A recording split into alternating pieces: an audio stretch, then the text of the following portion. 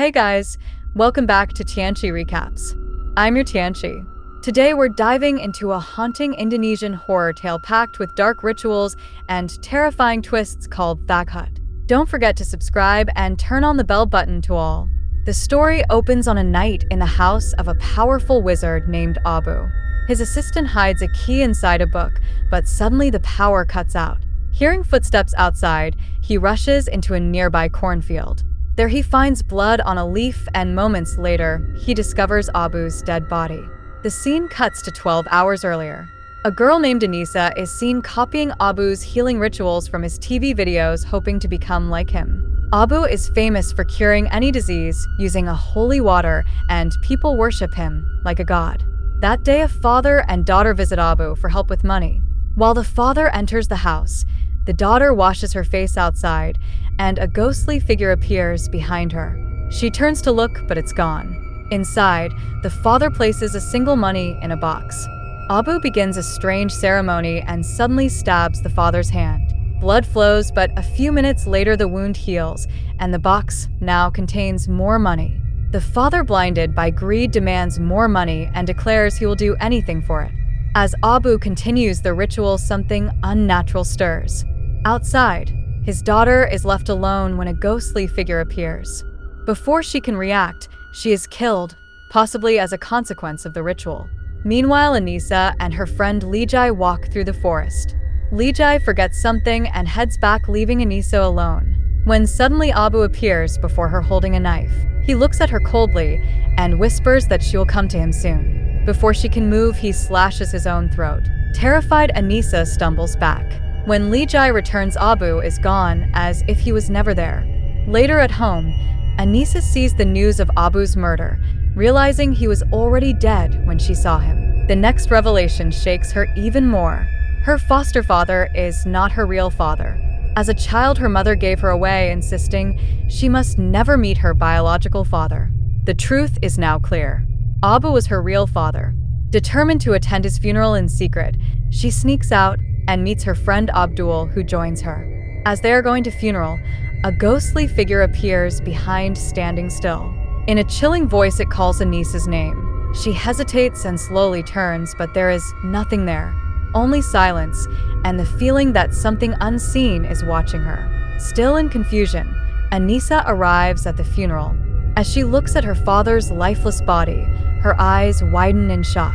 On his hand, she sees a mysterious symbol, the exact same symbol that is on her own hand. The horrifying truth sinks in. Her vision in the forest was real. Abu died just as she had seen him in the illusion. Later, she notices something strange. Abu's assistant is performing a different ritual at the funeral, something unlike the usual ceremonies.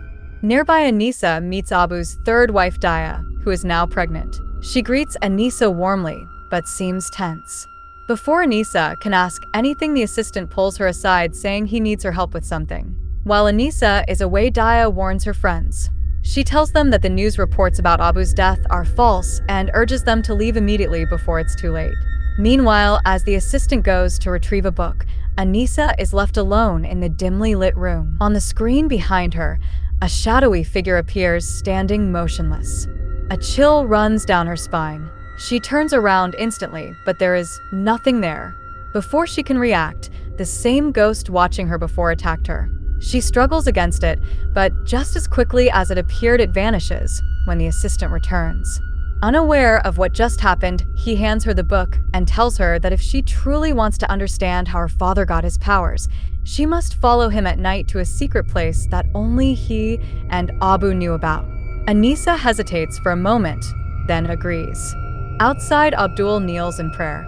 As he opens his eyes, his heart stops in terror. Right in front of him lies Abu's severed head, staring blankly. Trembling, Abdul stumbles backward and rushes inside. Inside, he finds Lijai and whispers urgently that something feels wrong. He notices that no one is praying here. The atmosphere is unsettling, and he begins to suspect that the people here are not worshiping God, but something far more sinister. While they talk, Anissa walks past them, completely ignoring her friends. Concerned, Lijai follows her and asks what's wrong, but Anissa remains silent, flipping through the pages. Suspicious of her behavior, Lijai secretly sets up a camera facing Anissa. To test something, she intentionally cuts her own hand and turns to Anissa, urging her to heal the wound. Without hesitation, Anissa starts chanting mantras just like her father once did. Meanwhile, Abdul notices Daya sneaking into a secret room. He follows her quietly and overhears her speaking to someone inside. She tells to eat but warns that he must not come out. Curious, Abdul peeks inside, only to see nothing. The room is empty. Before he can react, Anissa suddenly appears behind him and asks what he is doing there. Abdul stares at her confused, because just moments ago Anissa was with Lijai. Both Abdul and Anissa rush back to Lijai. But when they arrive, Lijai is alone. Panic sets in as Lijai checks the camera footage. The screen shows something impossible. Anissa was never there. In the video, Lijai is seen talking to herself, sitting completely alone the entire time. Inside the hidden room, a small boy sits quietly, reading from papers filled with ancient mantra verses and old newspaper clippings. He is none other than Daya's son, but the reason she keeps him hidden remains a mystery. After checking on him, Daya leaves and goes to sleep. Later that night, something tugs at her bedsheet. She wakes up startled and sees a small figure beneath the sheets. Slowly she lifts it, revealing her terrified son. His face is pale as he whispers that his father has come. Daya turns toward the door and freezes in horror. Abu's ghost is standing there. As she tries to move, a monstrous ghost with a deformed face suddenly appears right in front of her, letting out a blood-curdling scream. Daya jolts awake, gasping. It was all just a dream, but the fear lingers. Meanwhile, Anissa and the assistant arrive at the base of a mountain. The assistant says her to sit down, then suddenly stabs her hands and legs, pinning her in place. He instructs her to continue chanting the mantra without stopping, no matter what happens. As the pain surges through her body, Anissa starts having horrifying visions. She sees Abu's severed head resting in the lap of the crying boy. Snapping back to reality, Anissa opens her eyes and sees the demonic figure crouched beside her. It slowly licks the blood from her wounds, its long tongue curling like a serpent.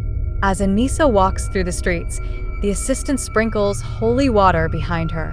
To everyone else, she appears completely normal, not strange or possessed. Meanwhile, Abdul anxiously waits for morning, desperate to leave the village.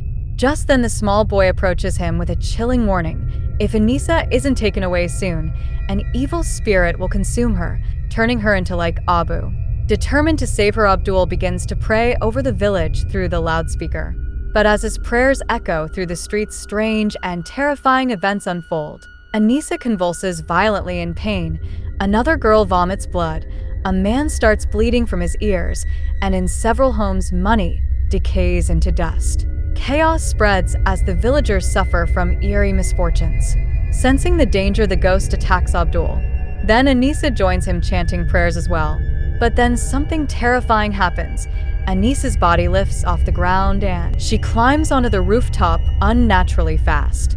Her face twists into a monstrous form, no longer human. Before anyone can react, she lunges at the small boy, her movements filled with inhuman aggression. Just as she tries to kill the boy, Daya arrives and intervenes. With her presence, the ghost is expelled from Anissa's body. Anissa collapses, her form returning to normal. When she wakes up, she has no memory of what happened. By morning, the entire village is furious. The people surround Abdul, demanding answers, blaming him for the strange events that happened during the night.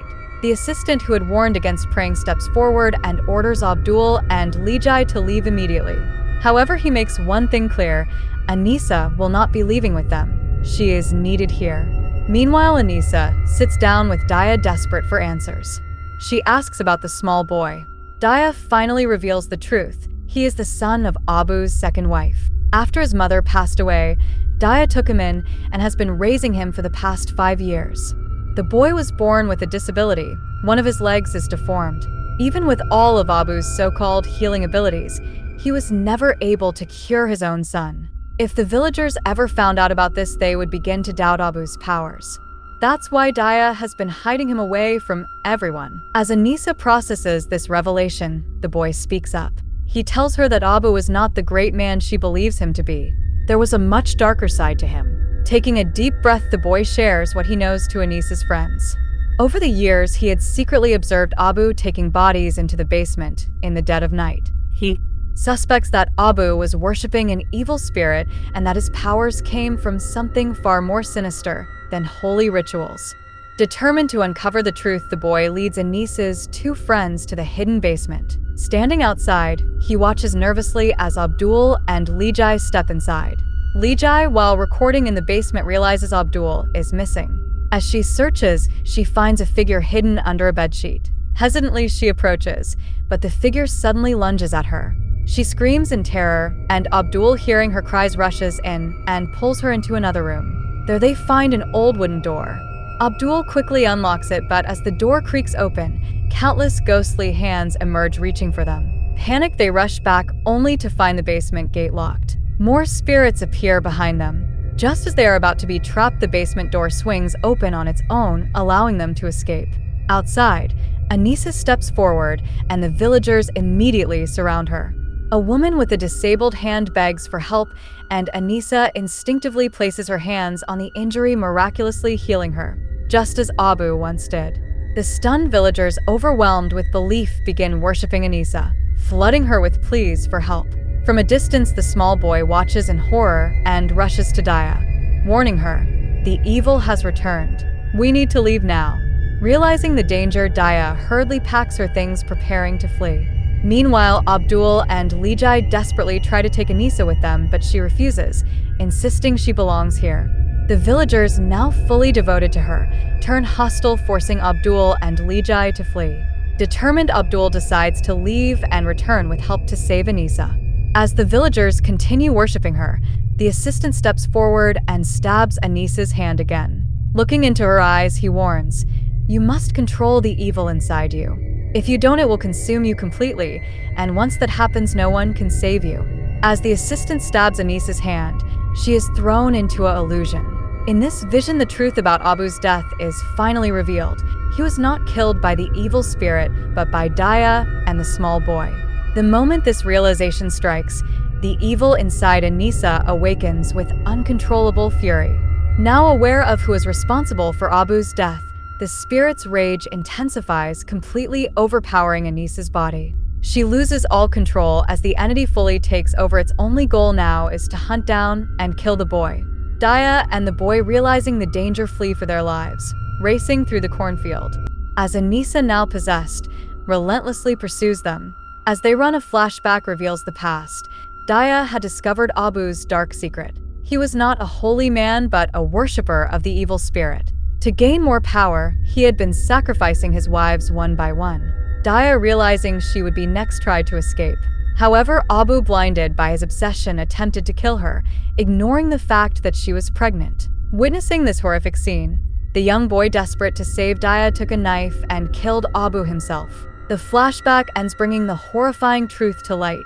This is why the evil inside Anissa is enraged. It seeks vengeance for Abu's death and will stop at nothing to kill both Daya and the boy. It grabs Daya, dragging her away into the darkness. The boy, however, is saved at the last moment by Abdul and Lijai, who arrive just in time.